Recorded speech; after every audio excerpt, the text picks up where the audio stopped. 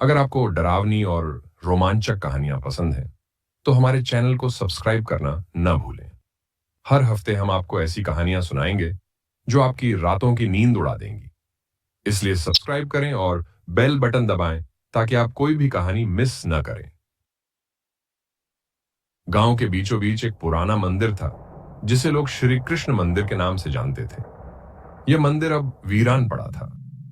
चारों तरफ उगी हुई जंगली घास और धूल भरी दीवारें इस बात का संकेत देती थीं कि इस मंदिर में कई सालों से कोई पूजा पाठ नहीं हुआ। गांव के बुजुर्ग कहते थे कि इस मंदिर में कुछ ऐसा था जो जन्माष्टमी की रात को जाग उठता था, लेकिन किसी ने कभी खुलकर इस बारे में बात नहीं की, क्योंकि गांव के लोग उस मंदिर के नाम से ही कांप उठते थे। राजू गांव का एक नौजवान था। वह दूसरों से अलग था, निडर और हमेशा नई चुनौतियों को स्वीकार करने वाला। उसे भूत प्रेतों की कहानियों पर यकीन नहीं था। उसके दोस्तों ने कई बार उसे उस मंदिर के पास जाने से मना किया, लेकिन राजू हर बार उनकी बातों को हंसी में उड़ा देता। जन्माष्टमी का दिन था। गांव में हर जगह खुशी का माहौल था। लोग श्री कृष्ण के जन्म की तैयारी कर रहे थे। राजू के मन में एक अजीब सी बेचैनी थी। उसने ठान लिया था कि वह इस बार जन्माष्टमी की रात उस मंदिर में जाकर सच का पता लगाएगा।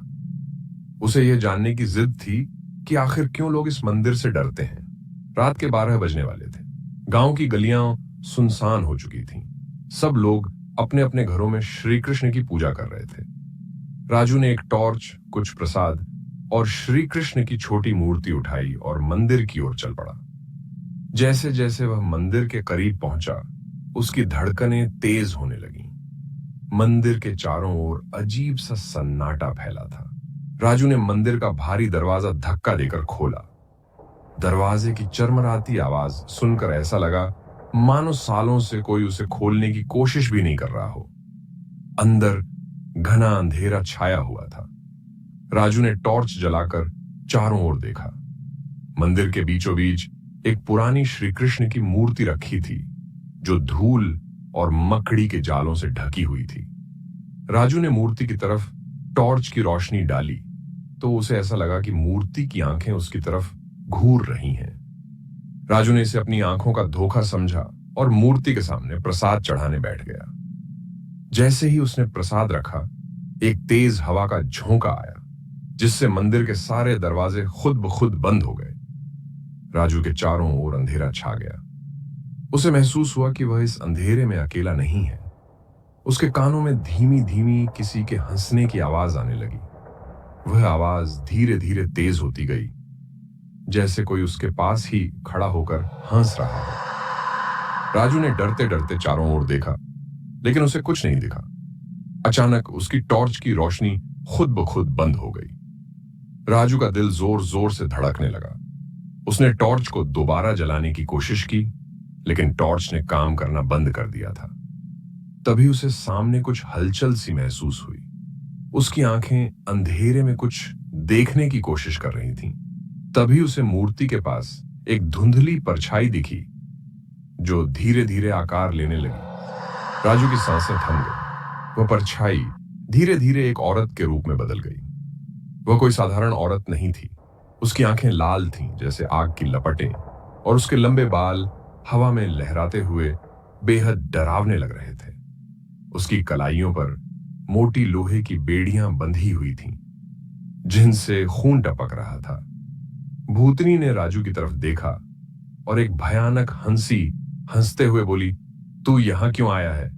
क्या तुझे अपने प्राण प्यारे नहीं हैं? उसकी आवाज में इतनी गहराई और ठंडक थी कि राजू के शरीर में कंपी दौड़ गई। राजू ने कांपते हुए जवाब दिया, मैं यहां सिर्फ ये जानने आया था कि इस मंदिर में क्या है। भूतनी की आंखों में नफरत और दर्द था। उसने अपनी कलाइयों की बेड़ियों को दिखाते हुए कहा, तू देख रहा है ये बेड़ियां? ये उन गांव वालों की निशानी है जिन्होंने मुझे यहां कैद कर दिया था। मैं इस मंदिर की पुजारिन थी, भगवान श्री कृष्ण की अनन्य भक्त। लेकिन एक रात जब पूरा गांव जन्माष्टमी मना रहा था, तो इन लोगों ने मुझे जिंदा जलाने की साजिश रची। उन्होंने मुझे इस मंदिर में कैद कर दिया और आग लगा दी। मैं इस आग में जल गई, लेकिन मेरी आत्मा आज भी यहां भटक रही है। राजू की हालत और खराब हो गई। उसकी आंखों में डर साफ झलक रहा था। उसने भूतनी से पूछा, क्या मैं यहां से जा सकता हूं? भूतनी ने एक गहरी सांस ली और गंभीरता से कहा, तू यहां से तभी जा सकता है जब तू मेरी आत्मा को मुक्ति दिलाएगा। राजू ने हिम्मत जुटाकर पूछा, मैं कैसे आपकी आत्मा को मुक्ति दिला सकता हूं? भूतनी ने उसकी तरफ देखा और कहा, हर जन्माष्टमी की रात जब पूरा गांव खुशियों में डूबा होता है, तू इस मंदिर में आकर मेरे नाम की पूजा करेगा। किसी को भी यहां आने से रोकना होगा। अगर तू ऐसा कर सका तो मैं तुझे छोड़ दूंगी, वरना तेरी आत्मा भी यहां कैद हो जाएगी। राजू ने डरते डरते हामी भर दी। भूतनी ने अपना खून से सना हुआ हाथ उसकी ओर बढ़ाया। राजू ने जैसे ही उसका हाथ छुआ, उसके शरीर में एक अजीब सी ठंडक फैल गई। उसकी आंखों के सामने अंधेरा छाने लगा और वह बेहोश हो गया। जब राजू की आंखें खुलीं, तो वह मंदिर के बाहर पड़ा हुआ था। उसकी हालत खराब थी और उसका शरीर ठंडा पड़ चुका था। गांव वालों ने जब उसे देखा तो वे उसे घर ले गए। जब राजू को होश आया तो उसने पूरी घटना गांव वालों को बताई, लेकिन किसी ने उसकी बात पर यकीन नहीं किया। सबने उसे पागल समझा और उसकी बातें हंसी में उड़ा दी। लेकिन राजू के लिए वह रात उसकी जिंदगी की सबसे भयानक रात थी। वह अब हर जन्माष्टमी की रात उस मंदिर में जाता और भूतनी की पूजा करता, जिससे उसकी आत्मा को मुक्ति मिल सके। कुछ लोग उसे पागल समझते थे, लेकिन राजू जानता था कि अगर वह ऐसा नहीं करेगा तो उसकी आत्मा भी भूतनी के साथ कैद हो जाएगी। कई साल बीत गए। एक जन्माष्टमी की रात राजू हमेशा की तरह पूजा करने गया, लेकिन वह कभी वापस नहीं लौटा। अगले दिन गांव वालों ने देखा कि मंदिर के अंदर दो परछाइयां थीं, एक भूतनी की और एक राजू की। गांव के लोग डर से कांप उठे और उस मंदिर के पास जाने की हिम्मत किसी में नहीं थी। आज भी जब जन्माष्टमी की रात आती है, गांव वाले उस मंदिर के पास जाने से डरते हैं, क्योंकि वे जानते हैं कि वहां जन्माष्टमी वाला भूत आज भी भटक रहा है और उसकी आत्मा के साथ अब राजू की आत्मा भी कैद हो चुकी है। यह कहानी गांव में पीढ़ी दर पीढ़ी सुनाई जाती है, ताकि लोग समझ सकें कि कुछ रहस्य हमेशा रहस्य ही रहने चाहिए। जो इन्हें जानने की कोशिश करता है, वह खुद उस रहस्य का हिस्सा बन जाता है। इस कहानी का अंत उस मंदिर में होता है, जहां आज भी राजू और भूतनी की आत्मा जन्माष्टमी की रात को जाग उठती है।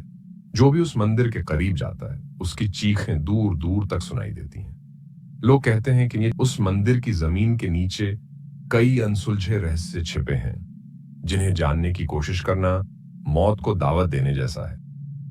अगर आपको यह कहानी पसंद आई हो और आप और भी डरावनी कहानियों का अनुभव करना चाहते हैं, तो हमारे चैनल को लाइक और सब्सक्राइब जरूर करें।